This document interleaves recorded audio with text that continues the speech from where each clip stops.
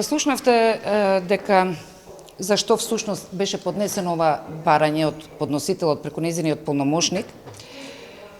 За неколку основи е всушност тоа барање. Сите тие основи се неосновани. Се она што е наведено во нивното писмено барање е тотално невистина.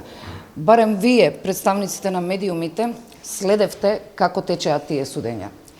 Расправата, односно предметот, кога се водеше првично 59/17 кок број, беше опфатена таму и Гордана Јанкуловска.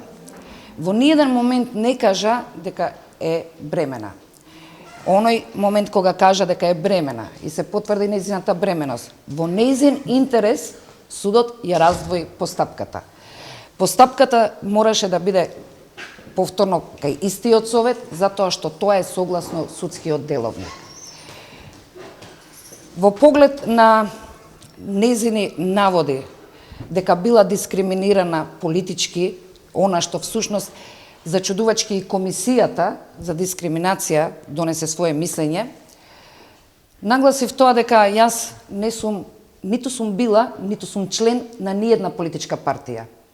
Со самото тоа не може да ја дискриминирам, ниту неа, ниту било која странка што би била припадник на некоја политичка партија. Сите странки во судница кај мене се со еднаков третман. Во поглед на долгото траење на рочиштата и посебно на големиот број на закажани рочишта, се повикав и на законска одредба, согласно која судот, доколку не ја заврши расправата истиот ден, треба да ја одложи за наредниот ден. Не може да дојде до прекин на расправа заради протек на работно време, што е утврдено во одредбите од ЗКП и во судскиот деловник. Тоа исто го појаснив, како во писмениот одговор, исто и сега. Судије, дојдовте со двајца адвокати, зошто во судскиот совет? Па видете, јас сум судија која што ги следи измените на законите и се трудам да читам се она што е ново, без оглед дали се работи за измена на закон или сосема нов закон. Меѓутоа, очигледно е дека јас нешто сум пропуштила, некои измени на одредбите од ЗКП. Затоа што според она што се зборува, јас требаше да ја судам Гордана Јанкуловска според некои непостоечки одредби во ЗКП. Па евентуално нешто да не сум пропуштила, морав да донесам и двајца адвокати да видиме некаде каде е пропуск, дали имам направено некој пропуск. Освен тоа да дадеме малку тежина и на целата оваа постапка. Не е сеедно да после 33 години докажан судски стаж бидете повикани во судскиот совет. Морам да признам дека не се чувствував баш пријатно и убедена сум дека во ниедна демократска земја за вакви наводи во вакво писмено барање за разрешување на судија не бил повикан судијата да биде сослушуван со сати и да се чувствува како на обвинителна клупа.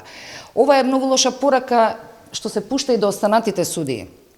Значи, судиите кои што треба да работат, кои што би работеле, се извинувам, кои што би работеле како мене, после протек на работно време, секој ден да биде во судница, значи пораката е, внимавајте, не судете како кацарска, можете да бидете повикани во судскиот совет и да се браните на некој начин. Рековте дека сте среќни што што завршило се добро на крај? Се извинувам, не ве разбрав. Рековте дека сте задоволни, сте среќни што се завршило добро во однос на бременоста на... Да. Значи... Што мислевте конкретно? Да, тоа ќе ви го појаснам. Гордана Јанкуловска не спомна во ниту еден момент дека е бремена, вие сите тоа го знаете. И тогаш јас ги држев судењата точно и по повеќе часови, дури во вечерните часови. Замислете нешто да и се случеше во тој период, во судница. Јас тоа го нагласив. Не би сносила никаква одговорност за тоа. Не сум прекршила никаков закон. Но, како човек, како жена, како мајка, целиот мој живот ќе имав грижа на совест зашто тоа се случило во судница додека јас ја водам постапката. Тоа сакав да го кажам. Но среќна сум што И искрено го кажувам, среќна сум што немаше никакви последици и се те роди здраво и живо дете. Каква очекувате да биде одлуката? Воопшто не се замарам со тоа каква ќе биде одлуката. Јас тоа го кажав и пред членовите на комисијата. Од 30 септември 1986 година, кога станав судија, јас сум растеретена од страв дека ќе бидам разрешена.